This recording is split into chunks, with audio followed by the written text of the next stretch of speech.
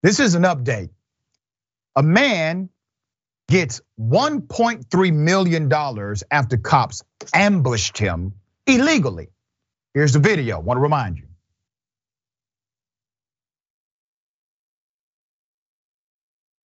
Hold on! What the f are we gonna do to you? We're out here peacefully protesting! This is America! We can say what we want!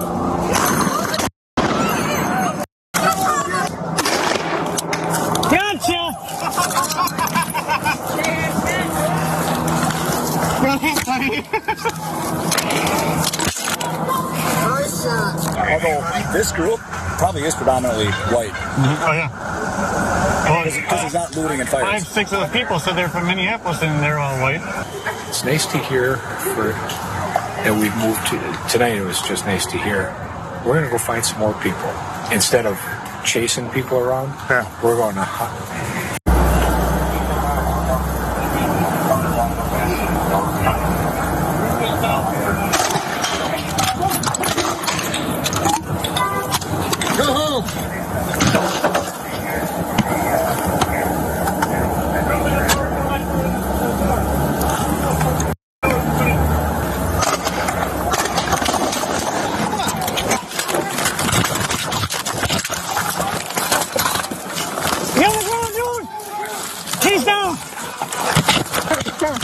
Son, listen. Put your hands on your bed! Listen. Put your hands on your bed! Listen, Put your hands on your bed! Those cowards were literally driving around doing drive-bys on pedestrians. That's what they were doing. We covered the story when it happened last year. Now there's an update to this story. One man has received $1.5 million. This was Minneapolis police doing drive-by shootings on pedestrians using rubber bullets. One of the people they fired on fired back and was brutally arrested by the police. He had a right to fire back. That man has now won a settlement, okay? His name is Jaleel Stallings. He was offered and accepted a $1.5 million plus cost and attorney fees settlement from the city of Minneapolis. The Army veteran had filed a lawsuit against the municipality and its employees after his civil rights were violated. The federal court decision agreed that Stallings, who was lawfully allowed to carry his weapon and protect himself, operated in self-defense on that Saturday night and acquitted him of the charges against him by the officers. Okay, let me give you background on this lawsuit. The lawsuit obtained by Atlanta Black Star accused officers in the Minneapolis Police Department of lying about the May 30th, 2020 incident, including their instructions to police to deliberately conceal their appearance so that they could hunt civilians by sneaking up and shooting them with 4mm rounds. Body cam of the event was released by Stallings' lawyer, Eric Rice, showing his client was shot with plastic bullets from an unnamed source from an unmarked car. Only then did he fire his pistol. Can we pause on this for just a quick moment, okay? You know who's not defending this young brother, Mr. Stallings? National Rifle Association, they're not defending him. He had a right to bear arms. He had his right to self-defense. You know who else is not defending him here? Have you heard anybody from the Christian right?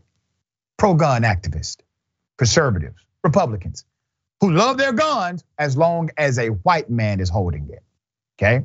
That's the context they love their guns.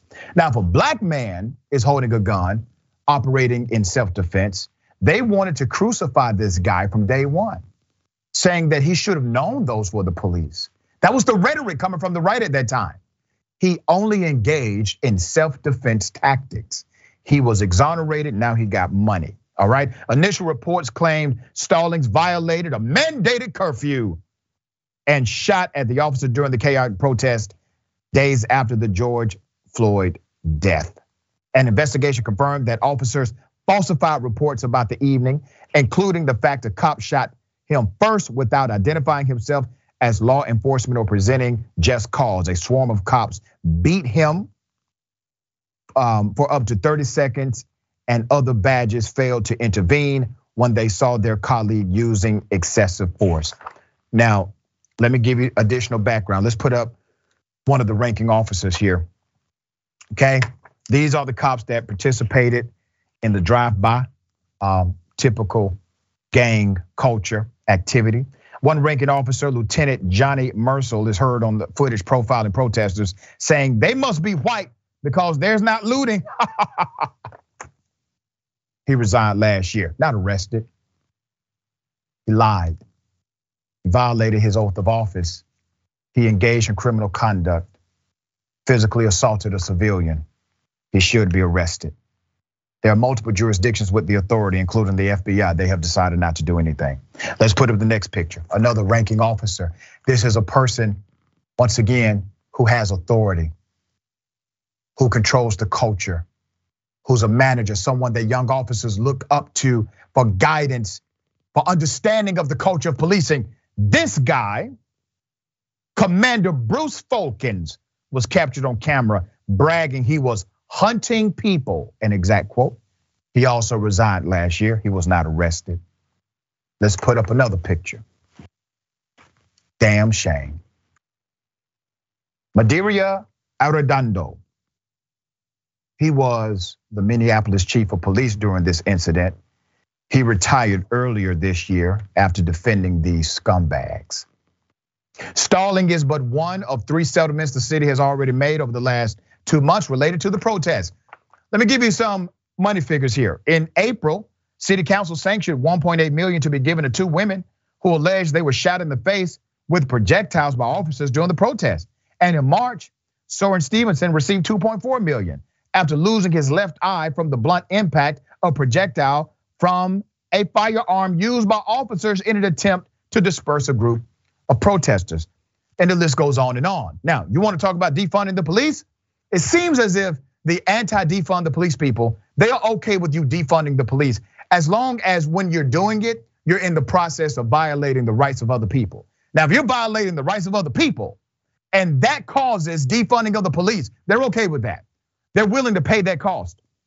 This is taxpayer money.